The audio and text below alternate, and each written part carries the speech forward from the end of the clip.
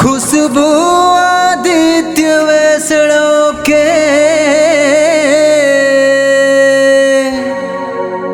ऐसे गा संदेशा है। जागो भैया दीदी दाई बहिनी मन,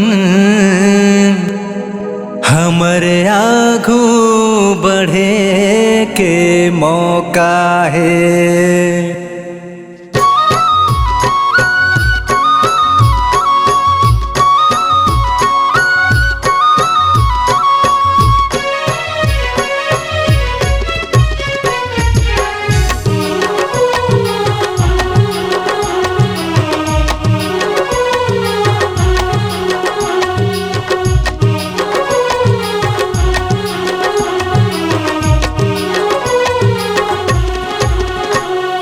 खुशबू आदित्य कहे सुन दे दिए दी, खुशबू आदित्य कहे सुन दे दिए दी। लोरमे के बहू में तो लोरमे के बेटे, चलो जुर मिलके, चलो जुर मिलके दीदी मन आगू बढ़ो, वो चलो जुर मिलके, चलो जुर मिलके भैया मन आगू बढ़ोगा, चलो जुर मिलके। खुशबू आदित्य कहे सुन दे दिए दी, खुशबू आदित्य कहे सुन दे दिए दी। लोरमे के बहू में तो लोरमे के बेटे, चलो जुर मिलके, चलो जुर मिलके दीदी मन आगू बढ़ो, वो चलो जुर मिलके, चलो जुर मिलके भैया मन आगू बढ़ोगा, चलो जुर मिलके। हो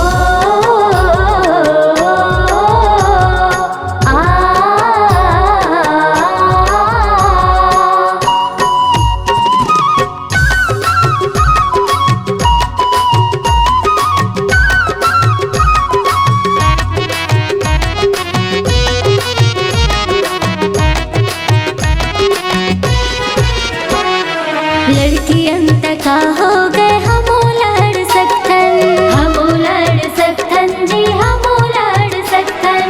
सुनता करके भैया मन ले आगू बढ़ सकथन, आगू बढ़ सकथन जी, आगू बढ़ सकथन। जाति धर्म भेद छोड़ कर माया दुलार ला, कर माया दुलार लगा, कर माया दुलार ला। महिला सब सशक्त बनो, जानो अधिकार ला, जानो अधिकार लगा, जानो अधिकार ला। रहे मैं जनपद लोरमी के पूर्व सभापति, रहे मैं जनपद लोरमी के पूर्व सभापति। खुशबू मोरे नाम मैं तो लोरमी के बेटी, चलो जुर मिलके, चलो जुर मिलके दीदी मन आगू बढ़ो, वो चलो जुर मिलके, चलो जुर मिलके भैया मन आगू बढ़ोगा, चलो जुर मिलके। हो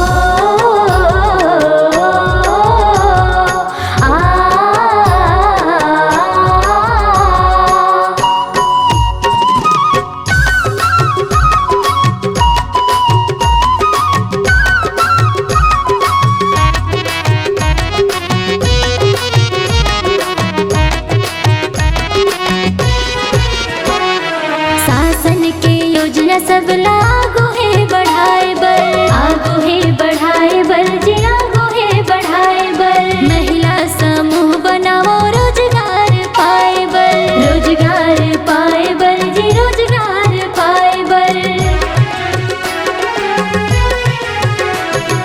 गढ़पुनवा छत्तीसगढ़ चलो मन मठान के, चलो मन मठान के गा, चलो मन मठान के।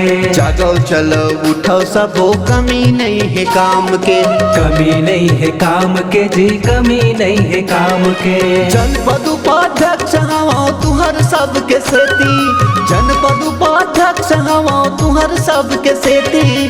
खुशबू मोरे नाव मैं तो लोरमी के बेटी, चलो जुर मिलके, चलो जुर मिलके दीदी मन आगू बढ़ो, वो चलो जुर मिलके, चलो जुर मिलके भैया मन आगू बढ़ोगा, चलो जुर मिलके।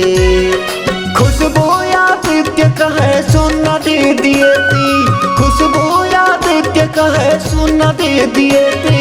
लोरमी के बहू मैं तो लोरमी के बेटे, चलो जुड़ मिल के, चलो जुड़ मिल के दीदी मन आगू बढ़ो, वो चलो जुड़ मिल के, चलो जुड़ मिल के भैया मन आगू बढ़ोगा, चलो जुड़ मिल के, चलो जुड़ मिल के भैया मन खुशबू कहत है, चलो जुड़ मिल के, चलो जुड़ मिल के दीदी मन खुशबू कहत है, चलो जुड़ मिल के।